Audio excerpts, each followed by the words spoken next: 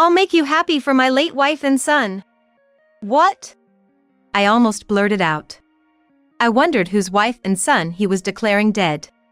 Eavesdropping further, Thomas uttered something even more unbelievable. "You're all I have left after losing everything. Will you marry me?" I could never forgive Thomas for pretending that his wife and son were dead. To think he would go as far as lying and proposing to such a young woman. Of course, I couldn't just stay silent. When I looked at Brian, he met my gaze and nodded. Then, we stood up and approached Thomas. "Hello, your dead former family here. We've come back from the afterlife just for you, Dad." Thomas's eyes widened in shock at our sudden appearance. It was from there that Brian and I began our revenge on Thomas. "My name is Chloe.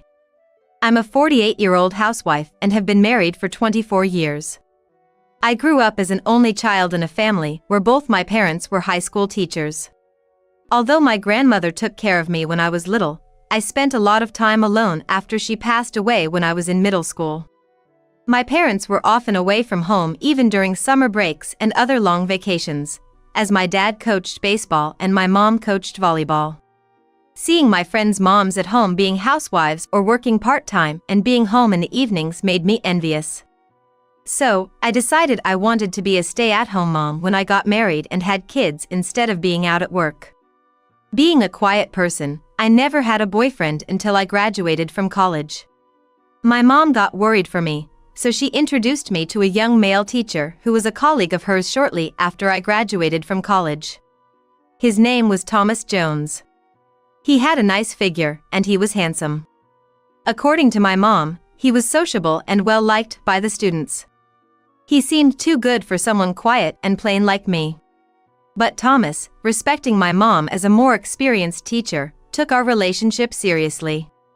A year after we met, Thomas and I got married.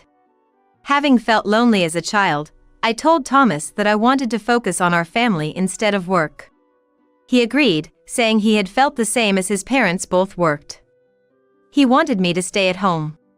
Thomas and I shared the same values. I thought we could build a happy home together.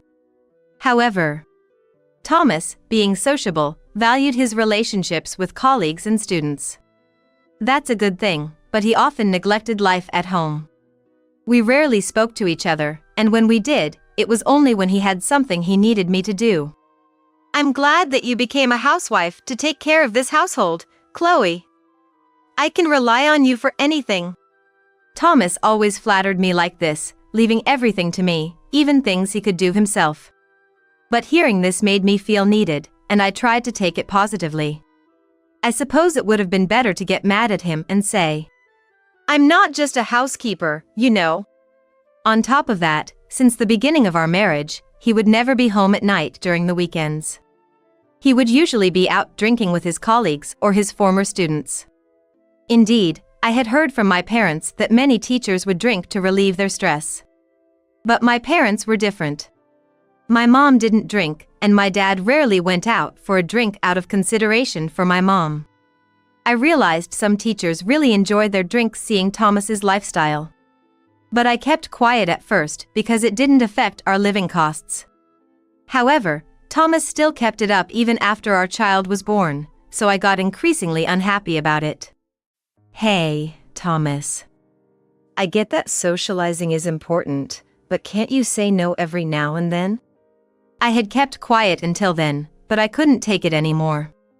Thomas looked puzzled and responded, "What? Why are you asking this now? You never mentioned it before." "Well, my parents told me that teachers have a lot of socializing to do. But I want you to value your time at home too, for Brian's sake."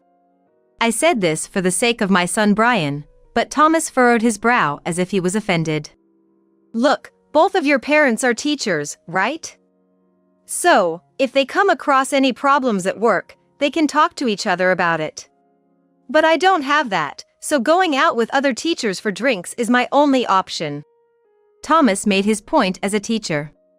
Hearing that made me feel helpless since I didn't work, and it left me feeling lonely.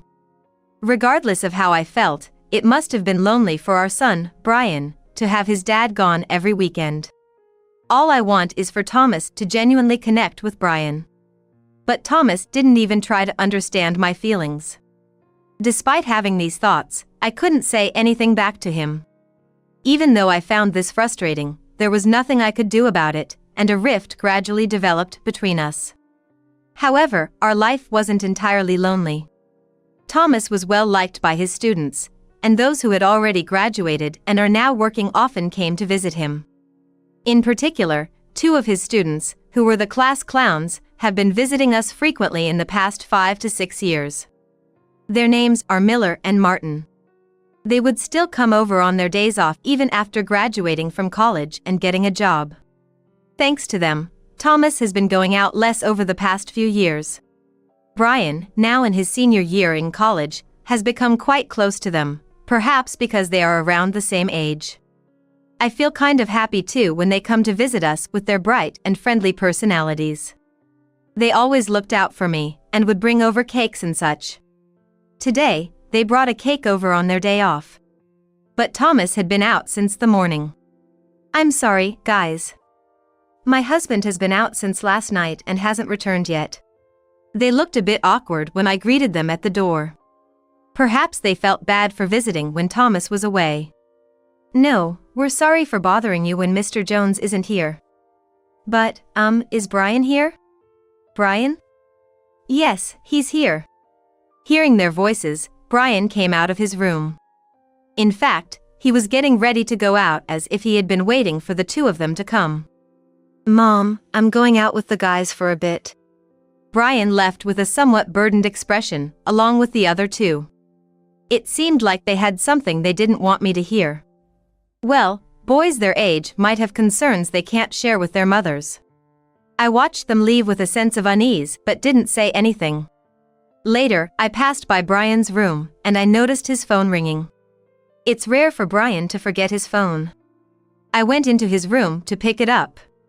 And without intending to, I touched the screen which wasn't locked and caught my breath. It was a message thread from Miller. He sent a picture showing Thomas with his arm around a young woman entering a hotel.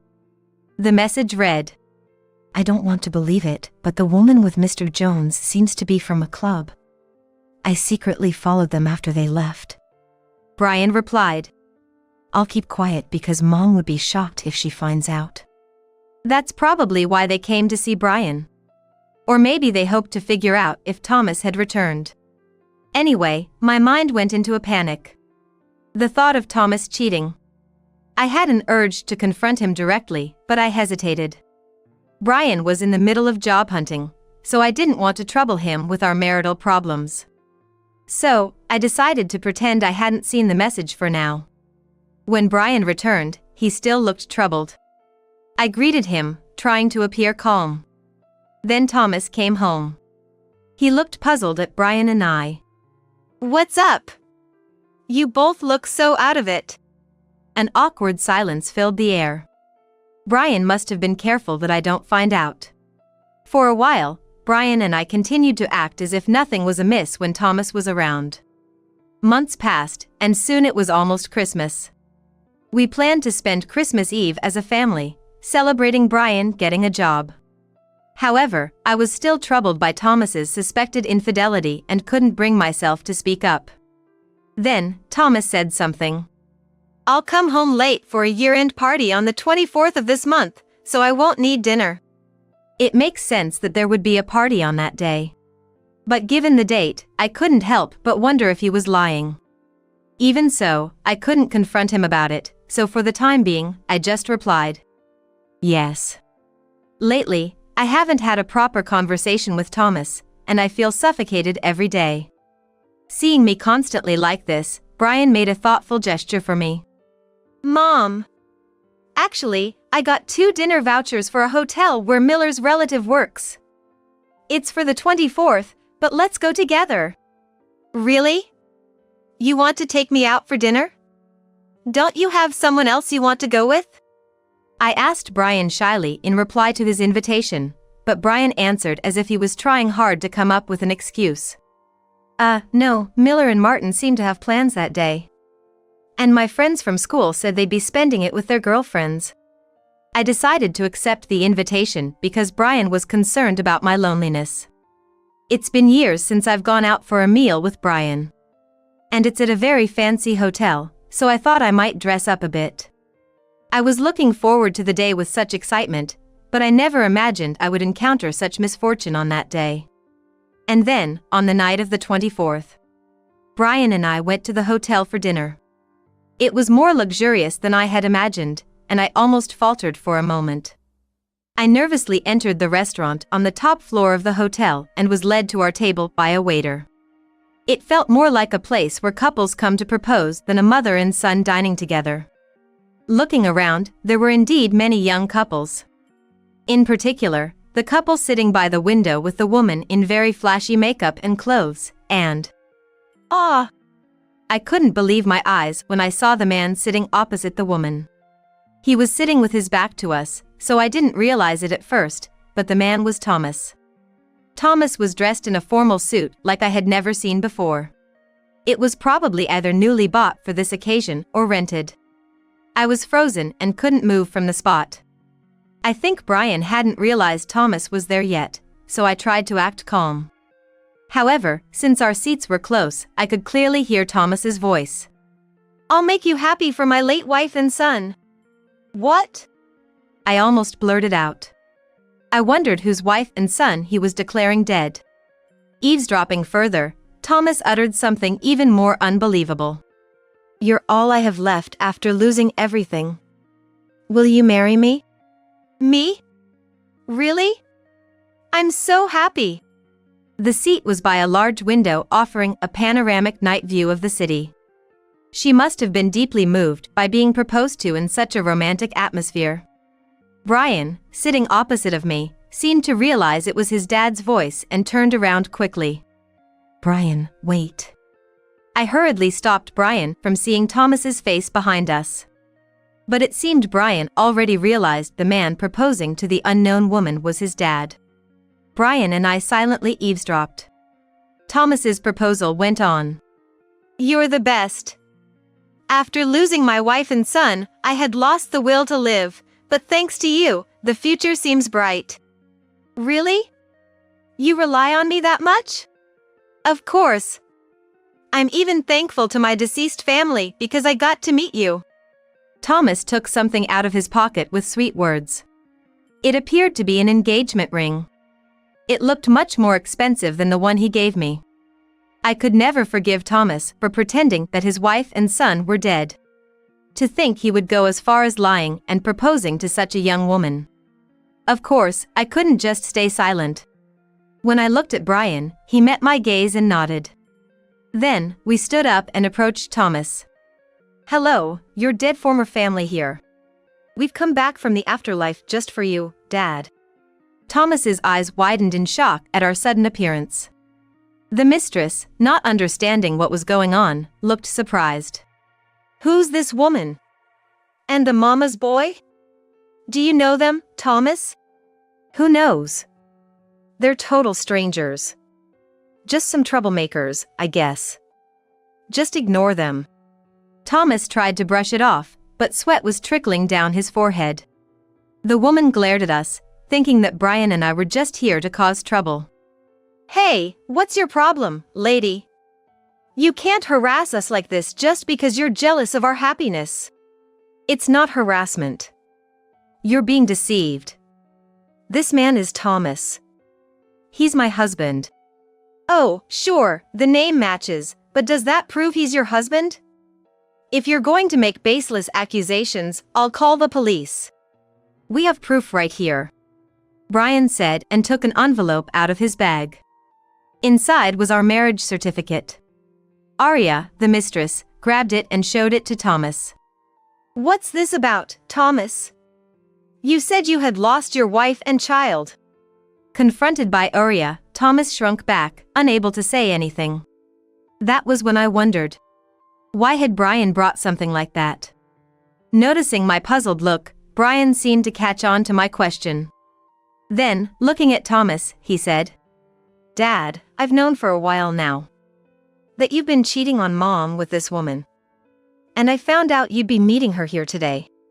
"What are you talking about?"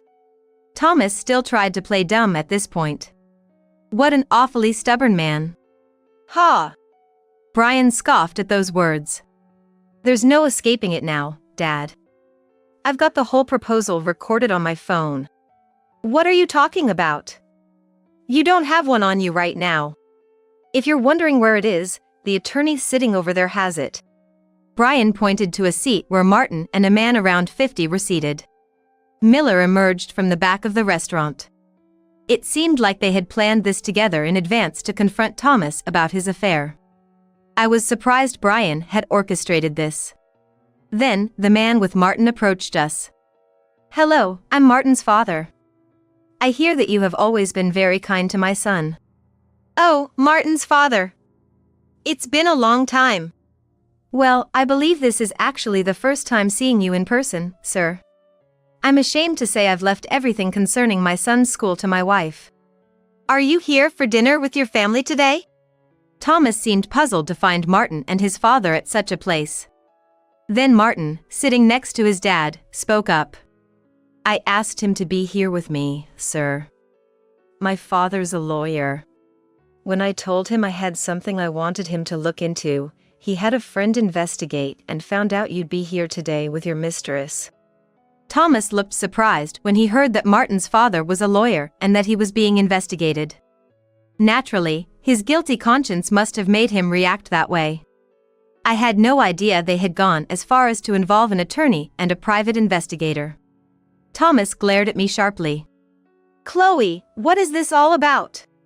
I have no idea either. Mom has nothing to do with this, Dad. We're the ones who planned everything. Hearing these unexpected words from Brian, Thomas's eyes widened even more, and he froze in place. I wondered why Brian would go to such lengths. Then, Brian explained how he came to know about Thomas's affair through a message from Miller. Brian had been talking with Miller and Martin about what he could do without me finding out. But the three of them couldn't find a solution on their own, so Martin talked to his father, who is a lawyer. Even though it was a personal request, Martin's father agreed to help and had a private investigator look into Thomas's surroundings. One of Miller's relatives works at the restaurant where Thomas was meeting his mistress that day. They provided the dinner tickets to stake out Thomas. I wasn't sure whether to bring Mom along, but I wanted to clear things up. I couldn't stand the thought of you and Dad just pretending to be a couple anymore. I couldn't bear it. So, that's why Brian invited me here. I thought Brian was still a child.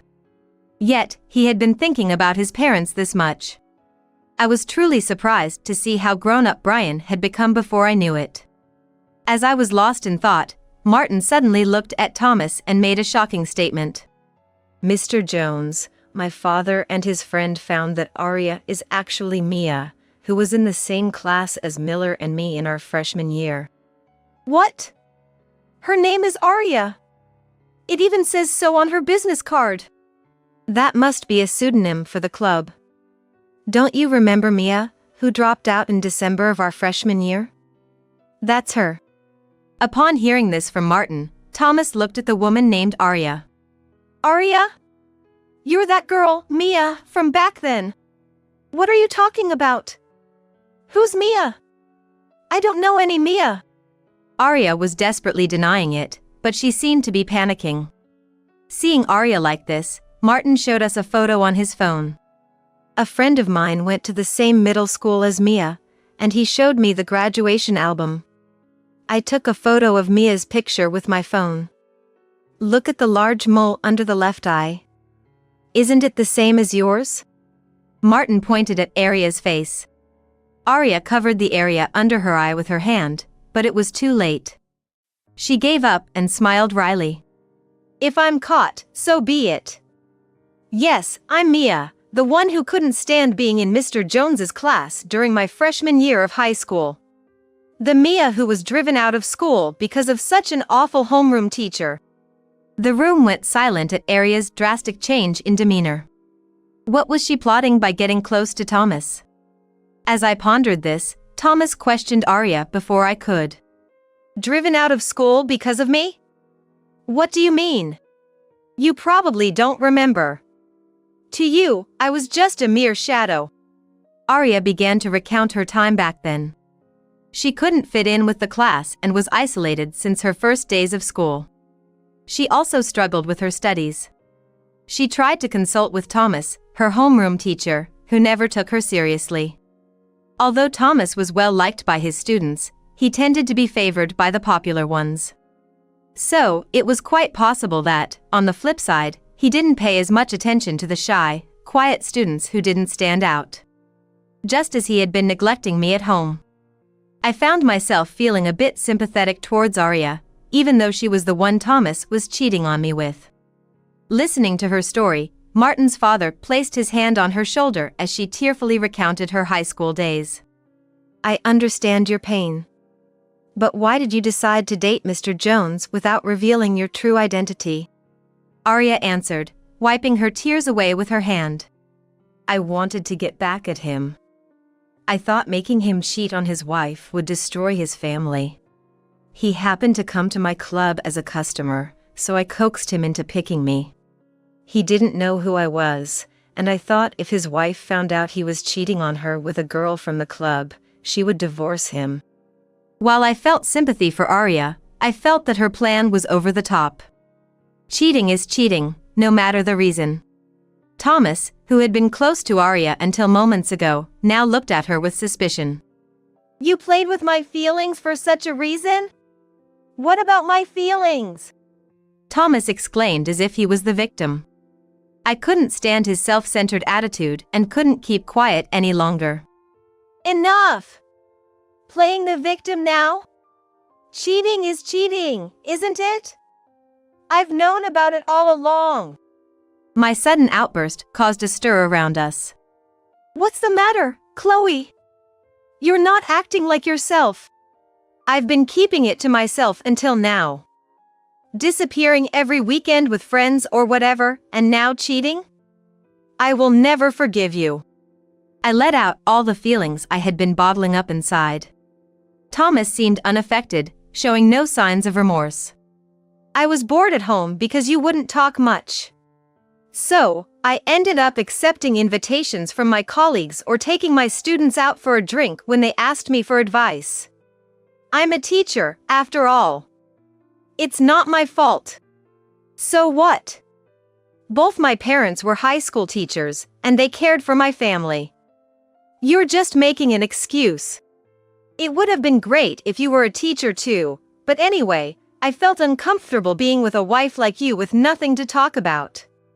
So. Enough, Dad! You're embarrassing us! Brian's blow silenced Thomas immediately.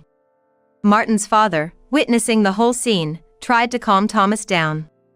Mr. Jones, I heard from my son and my late wife that you are a good teacher. However, family is irreplaceable. I lost my wife 2 years ago, but you have such a wonderful wife. Please cherish the time with your family from now on. No, that won't be necessary. Let's end this. I've already talked to my parents, and they said I can come back home anytime. I felt bad for interrupting the kind words offered to me, but I needed to make my feelings clear. Thomas looked panic-stricken. What? What about me? I wanted to split up too, but I was deceived by the person I was planning to remarry. Deceived? You were the one lying about your wife and child being dead. As we were arguing, Martin's father stepped in. Looks like it would be best to take this to court.